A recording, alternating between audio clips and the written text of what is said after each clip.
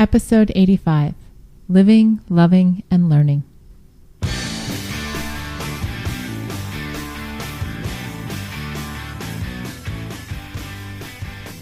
Welcome back to One Extraordinary Marriage, where we talk about life, love, and the pursuit of intimacy.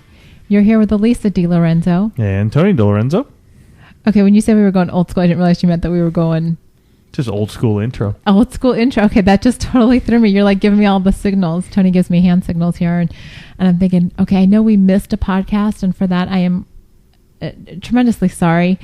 We had full intentions of podcasting this past week while we were on vacation. And it just didn't happen. Well, and this is why it didn't happen, because I told Alisa how we could do it. And I just left it in her lap to go, okay, I want to do the podcast.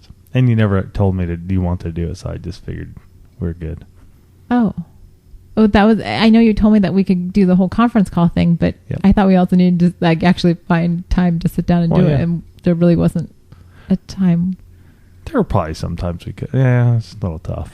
We just as a side note, so we spent this last week in Massachusetts for Tony's cousin's wedding, and we were in a house there were a total of 10 of us.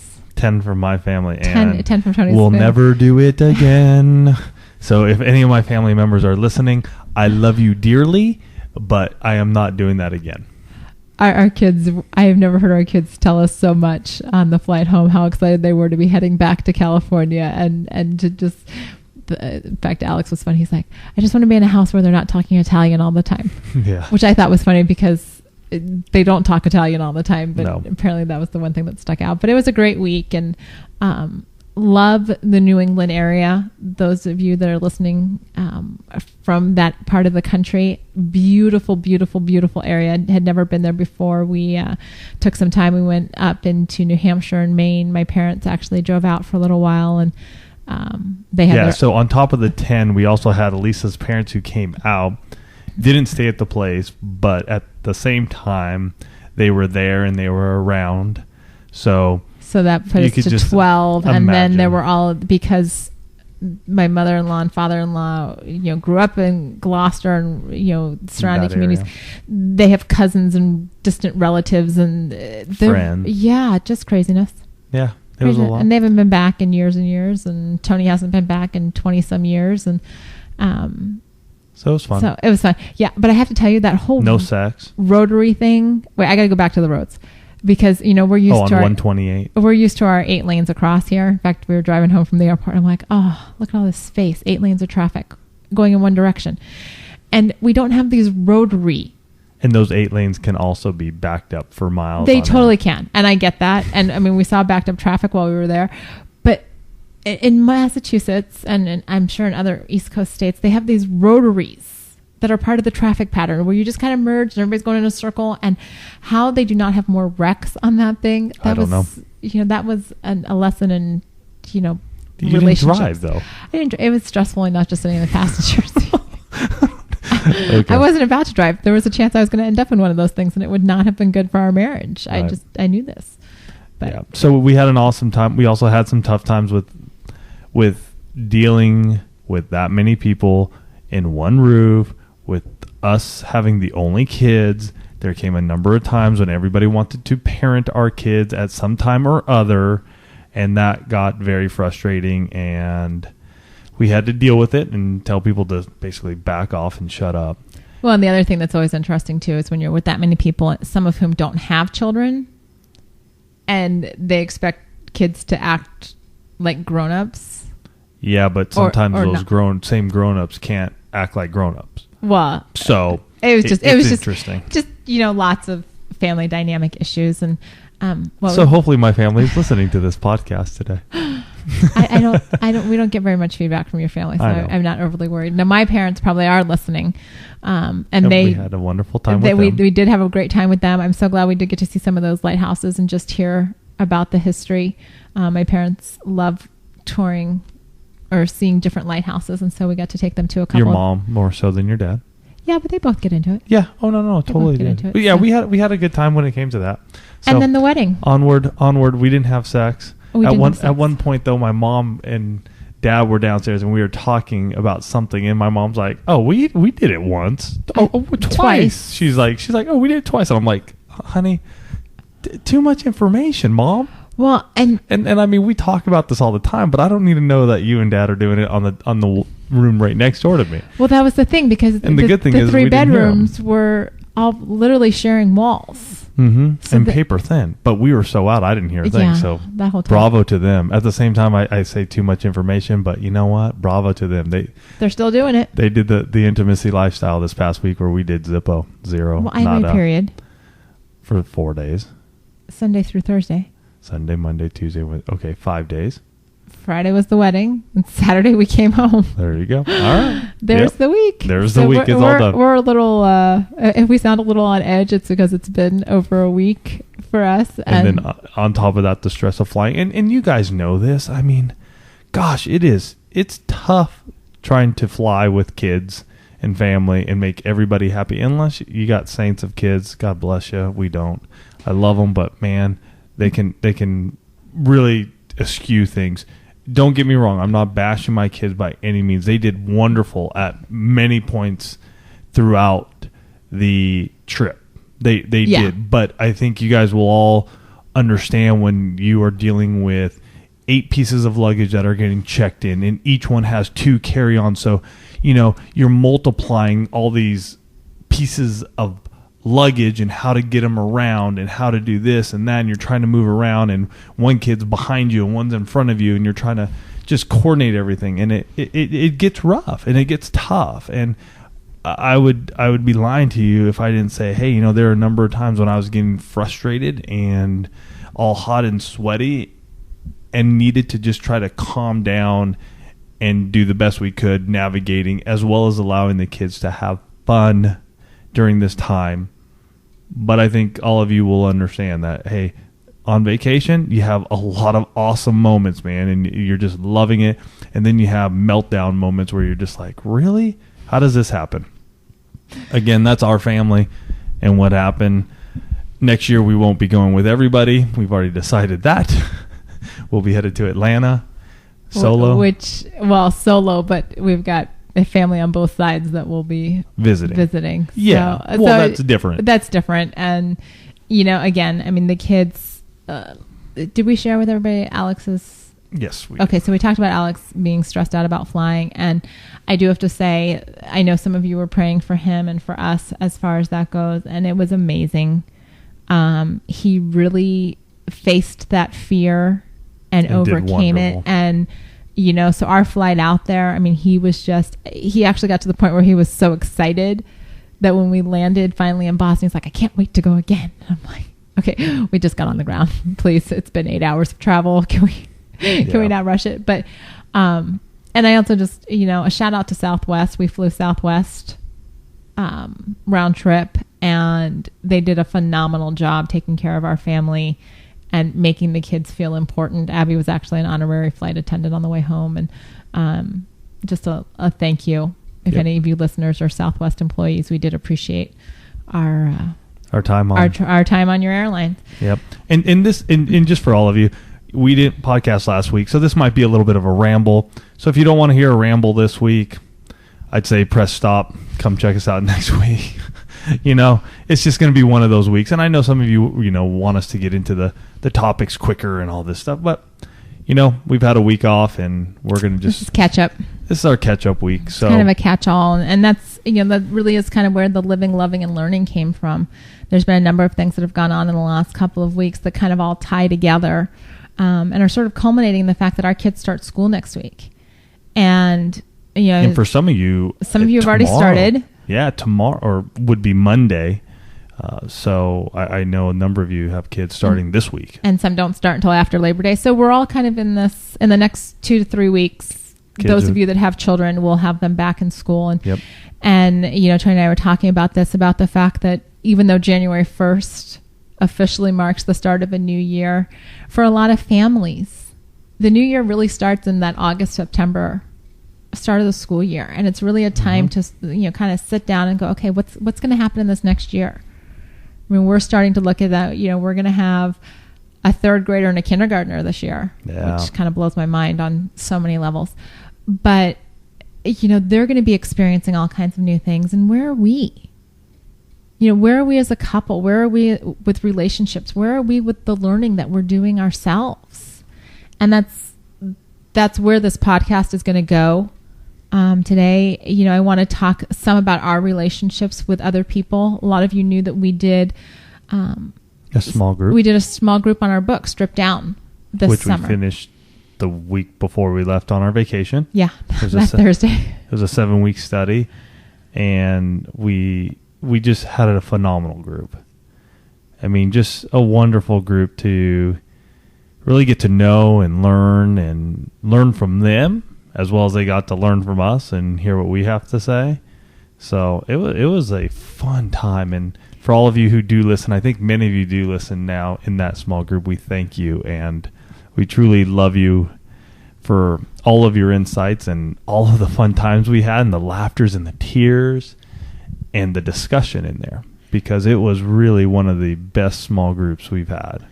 Well, and the neat thing was that Tony and I have had this conversation numerous times, is that we were able to see God's hand in how this whole small group happened. I mean, we, even tossing around the idea of doing a small group during the summer, originally we thought, who in the world's going to sign up for a summer small group? Because, you know, vacations and schedules, and it's going to be a challenge. But we said, you know, we're going to go for it. I mean, what's the worst that can happen? We have nobody sign up. Okay. And we had to actually stop sign-ups. We did. Because we just couldn't accept any more in the group. We couldn't accept any more. And the combination of couples and life experiences that were brought together in this small group could not have been orchestrated. No.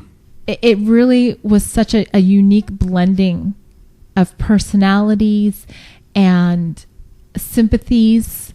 You know, the women would start talking about things, and you'd have a couple women that all, you know, kind of got this together, and then a couple women over here, and then the guys start talking about something, and they find out that, you know, 2 or 3 of them have something in common, and then another 2 or 3.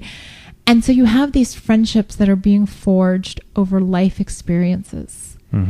Because the couples in this group, and I challenge you, you know, I know a lot of churches start small groups in the fall. They, you know, get together around a common theme or a common study. And I really challenge you, as you're going into that, if that's what your church is doing, to really be willing to put yourself out there, to really be honest with the couples or individuals in your small group. It's one of the things that I so applaud these couples for doing with us this summer. They laid it out there. They have shared with us they thought we were a little off base, you know, at times, or that they weren't sure what they were getting into after that first session. They're like, what have we signed up for?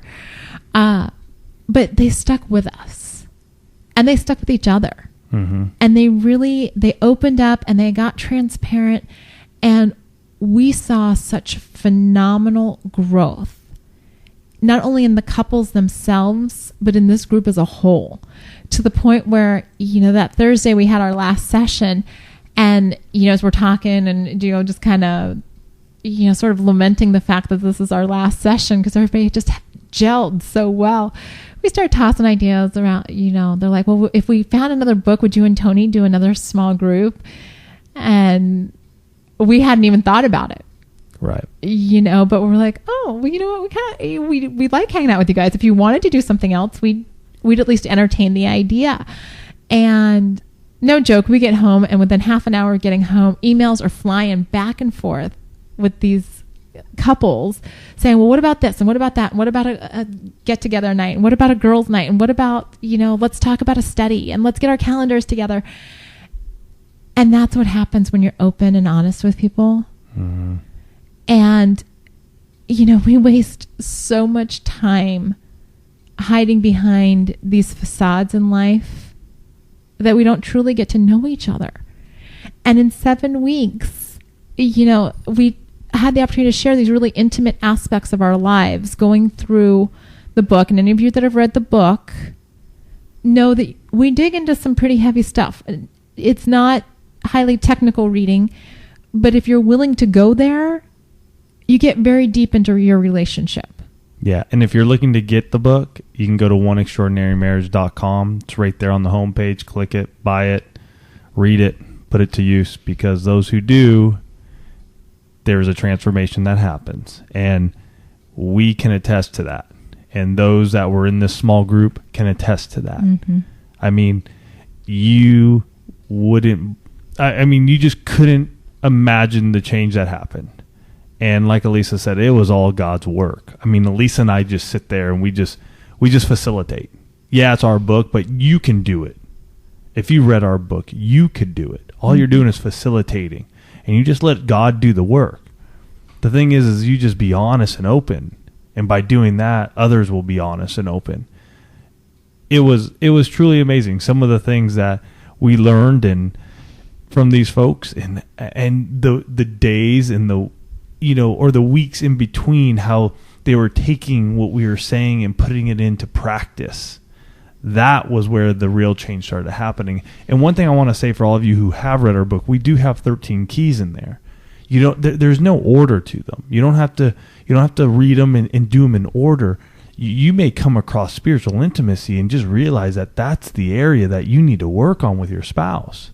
So that's what you work on for now. Mm-hmm. Or you may be out there going, you know what?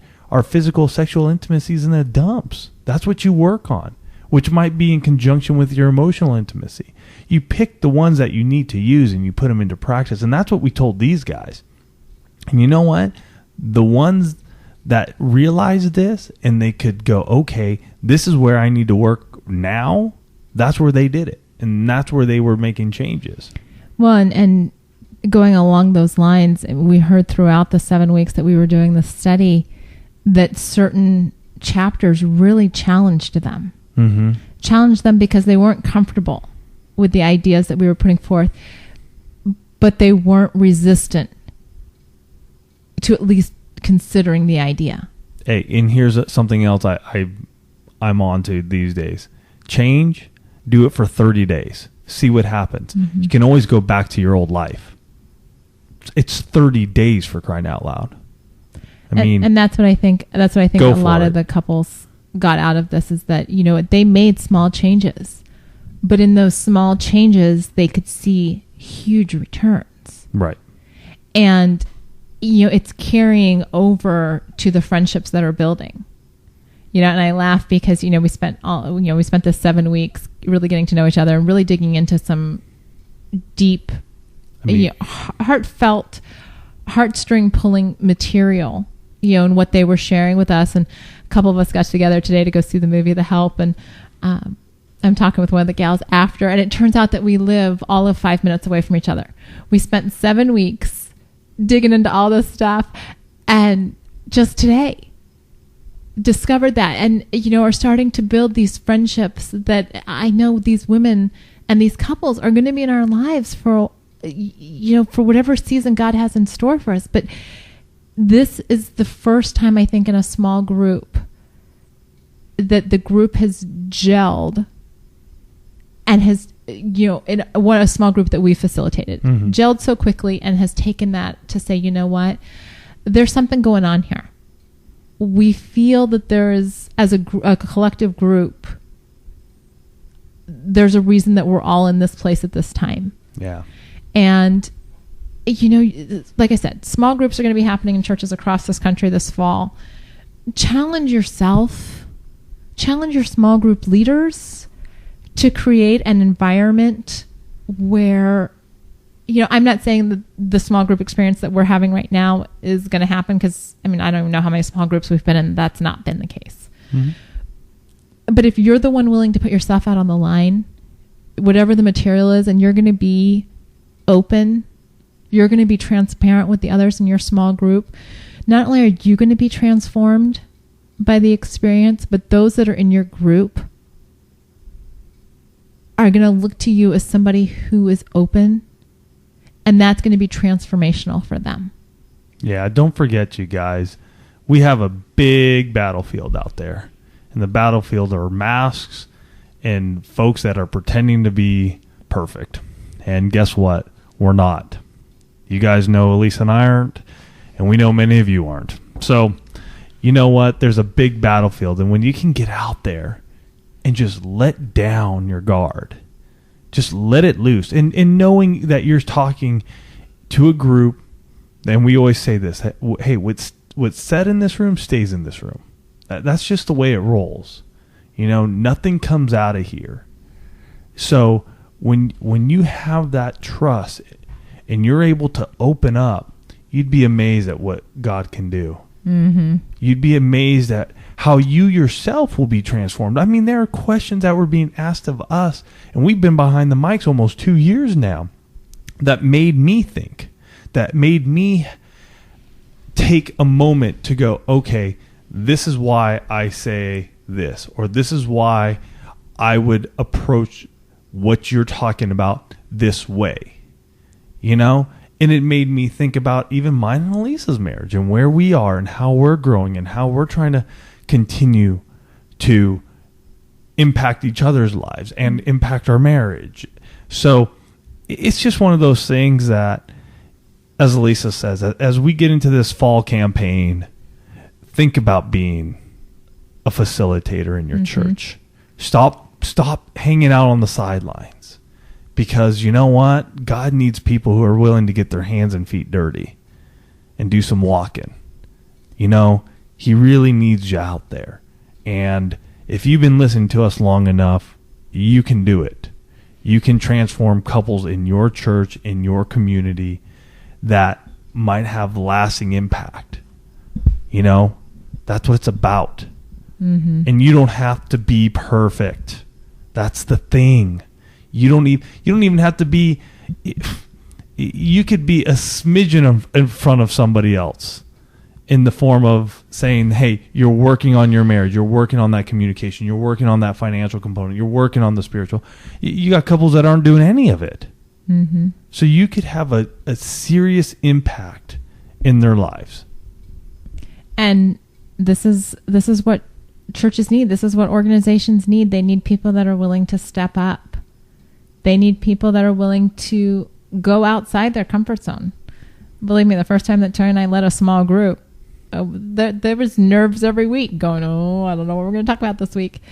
It's very much like when we started the podcast. What are we going to talk about? What are people going to listen to? With a small group study in your church, typically the material is provided for you. I mean, if you're doing, if you decide you want to do it off the book, our book, you read the chapters and you answer the questions and just talk based on, ask people what they got out of the chapters. If your church is doing a small group, there's usually a leader's guide. Yeah. So if there's DVDs, there's, some churches sometimes do DVDs, some churches it's, sermon notes, there's different ways that you can do it, but you can make a difference in somebody's life by just saying, yes, I will be a facilitator. And most of the fall small groups in churches are, 6 to 8 weeks, nothing horribly labor intensive, but churches everywhere need people to step up and be small group or home group, whatever your church calls Cell it. Group. They need leaders. Mm-hmm. They need facilitators. They're desperate for people to step up. And this is a way that you can make a difference. This is a way that you can say, you know what? I'm going to go outside my comfort zone. And the easiest way to, kind of put your nerves at rest is at your very first session, you say, you know what? I'm not perfect. I'm not an expert in this, but I felt it was necessary for me to facilitate this group. And so I'm open to input. It's kind of like what we do on this podcast every week. You guys got something to say? Call us. Right. Email us. Tell us. We're open to input. But we're going to keep putting ourselves out here. Right. And we're going to keep doing this week after week, with the exception of the 1 week we took off, to do it because we know it makes a difference. We hear from you guys every week that something you said, something we said, either sparked a conversation in your relationship, made you think about what you were doing, challenged you in some way, or you're challenging us for clarification on a point. It's opening up the dialogue. And that's something that in our fast-paced world, the dialogue often gets left behind. Yeah. So it's just an area that, like I said, we've been wanting to just kind of talk in general about our small group. Because it was just fun. Yeah. It was just fun. And I think that's just what a it blessing. Is when you just step out there and do something that can impact other people's lives and be face to face. You know, we do this over the mics and we love it. The thing is we don't get that interaction that you get in a small group right. or in a live setting. And so for us, it was just really good to be there again. And energizing. Very energizing for us. And, and, you know, it's part of this whole what's coming up this fall. You know, as we head into the school year, what are you doing to educate yourself? You know, the kids are getting ready to go back to school. You know, what areas of your life do you need further education on? What do you need to read up on? What are you interested in? Now's the time to start, you know, kind of putting in that, you know, back to school plan. Yeah. You know, daylight's going to be getting shorter. You got more nighttime hours where it's dark and you can study and you can do that kind of thing. And I actually just read this book we were contacted by this publisher. And the book is called Love for Grown-Ups, The Garter Brides Guide to Marrying for Life When You've Already Got a Life, by Anne Blumenthal Jacobs, Patricia Ryan Lample, and Tish, I'm going to mispronounce her last name. I think it's Rave or Robbie.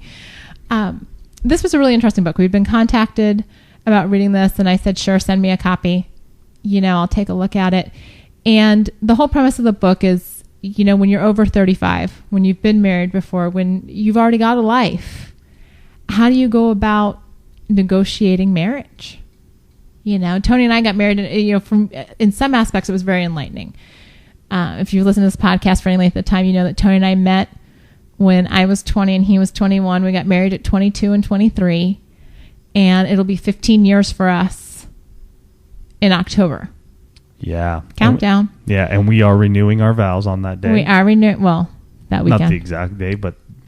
And so, you know, I didn't have that whole life of experience, you know, being out in the workforce, managing my own money, you know, navigating apartments and doing all this kind of stuff. When Tony and I got married, we've grown up together doing that. And so this was a book that, you know, I was like, well, you know, I'll read it and, you know, kind of see what I can get out of it. But it was very enlightening because I think even though it's written for those women that might be negotiating, you know, thinking about getting married after age 35, there were a lot of aspects of the book that are applicable to marriages regardless of how long you've been married or when you got married. I need to read it. I still haven't even read it. Tony hasn't read it. I actually loaned it to your aunt who is past 35 and has never been married, because I thought it would be a great book. It talks about in-laws. It talks about finances.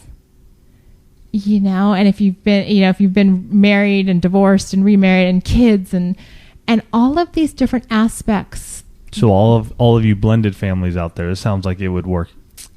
It would be a good read for them. I think it would be a great read for blended families. And, you know, even though it's written kind of like as you're approaching marriage, there were still a lot of little tidbits that I think anyone who's married can read this book and get something out of it. And it also is enlightening for those of us that have friends that either aren't married, you know, never been married, divorced, kind of re-entering the dating scene, looking to be married, widowed, possibly remarrying, because it's all about bringing lives together.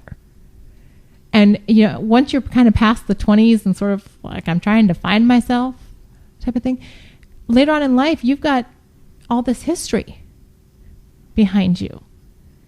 And you bring all of that into your marriage. And so how do you blend that with somebody else that also has all of their life that they're bringing, you know, and all of their different dynamics? And how do you decide how you're going to blend your finances? How are you going to decide how you're going to negotiate and navigate custody arrangements? You know, there was one comment in there, or one page in there where, you know, this woman talks about talking to her future mother-in-law, and she was just very blunt with this woman. And I'm thinking, okay, I don't know that in my 20s I would have done that with your mom. Whereas now I am a little bit more direct with her. in terms of, well, this is just the way it's going to be. Well, yeah, but we also have 17 years together. Right. But part of that's growing up together. Mm-hmm. But again, 15 years ago, I wouldn't have done that. No. Now, had I met her, meeting her for the first time, I might be doing that. But Gotcha. So it's all those different dynamics that happen with age. Gotcha. But just some phenomenal tidbits. Again, it's called Love for Grown-Ups, the Garter Brides Guide to Marrying for Life When You've Already Got a Life. And it is a book that I would recommend. It's a very easy read. It's written very conversationally. Okay. And can we put a link on the website? Okay, so we'll put a link on there. But it's, like I said, I loaned it to your aunt who has never been married. And it was even interesting just having conversation with her and talking about some of the... she was talking about on the way home from, I forget where we were coming back from, where we were talking about relationships and just marrying later in life and, how you navigate that, because it's different when you've been single for so long to start thinking, how am I going to blend a life with somebody? Do I even want to? Right. And those are all questions that, quite honestly, don't even, never entered my mind, because in my 20s, I was like, well, of course I'm going to get married. And then you were there. And here we are. And here we are. And here we are. Cue the doves. Yes. Cue the romantic music. Cue the doves. So on that note, and I made mention of it, we're going to be doing our 15th wedding anniversary here coming up in October. We are going to renew our vows, and many of you have questioned this because we put it up on Facebook some time ago.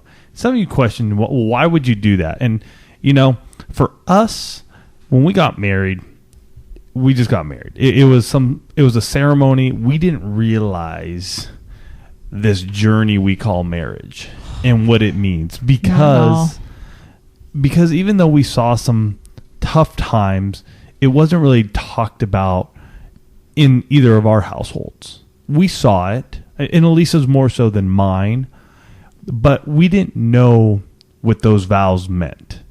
We were not Christian at the time, so it wasn't a covenant under God.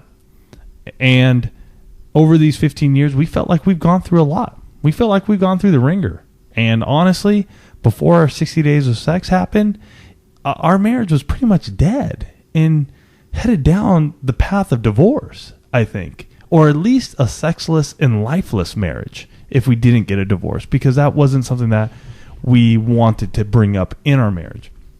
So since that time, and having gone through that, written our book, really dove into these 6 forms of intimacy that we talk about, we just feel right now that renewing our vows is first and foremost a covenant under God.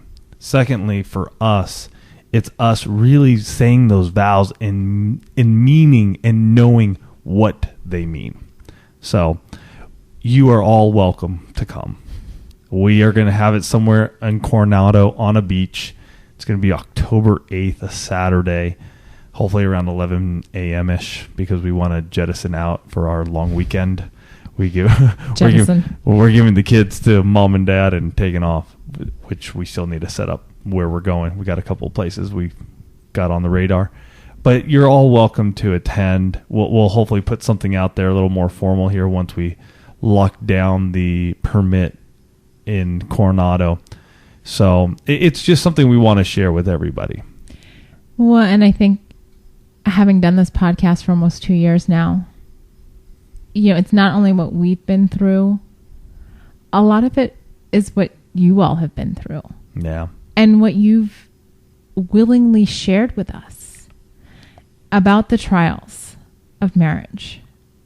You've shared a lot of successes with us, but we've also heard a lot of pain. And, this opportunity to renew our vows, it's funny, there was a YouTube clip or a news post about this couple that's renewed their vows. They're like in the Guinness Book of World Records. It's, I don't know, like 100 times or something crazy. But it was really interesting because it was right at the time that you had posted about, you'd put the question up there about renewing vows on the Facebook page, and this couple renews their vows everywhere. And, having heard all of your stories, having had the privilege of reading them and knowing what you all are going through, I think it solidified even more for me that we owe it to ourselves. Whether you do a big formal vow renewal ceremony, or if you just take that time on your anniversary to do more than say, happy anniversary, honey, here's a card and flowers or chocolates, or, let's get away for the weekend. To really stop and think on that particular day what your vows mean to you and what they mean to your marriage. Mm. I had no idea on October 5th, 1996, when I said I do, in sickness and in health, for better or for worse. I had no idea about all those yucky parts. I didn't know that Tony was going to get a viral migraine during our 60 days of sex and, practically derail the whole thing with fatigue. I did not know that my kids were going to have oral mouth sores for, 2 weeks on end, coupled with the flu, so we had a month of illness in our family. I did not know that I was going to lose a baby at 18 weeks. I did not know that debt was going to cripple us in the first few years of our marriage. I did not know that we were going to struggle with pornography addiction in our marriage. I had no clue that all of that was going to happen. I just assumed that we were going to, make it to old age and still be married. No clue on the amount of effort it was going to take to get me from I do to that final goodbye. And I don't even think after 15 years I've got it all figured out. But I've got a much better understanding right now. And I can't wait to say I do all over again. Because even when there are days when I don't want to, when I don't feel like it, when I'd rather say I don't, I know he's got my back. Mm-hmm. I know, I got to put the picture up of you dipping me at the wedding. I know that he would not want to be, nor does he want to be, with anyone else. And when you know that you hold that place in somebody's life, even when you don't want to do whatever it is you got to do, you want to say, I do. Yep. And so you take that time once a year, or more often, but at least on your anniversary, to really look at the person that you said I do to and say it all over again. Mm-hmm. Doesn't have to be a big ceremony.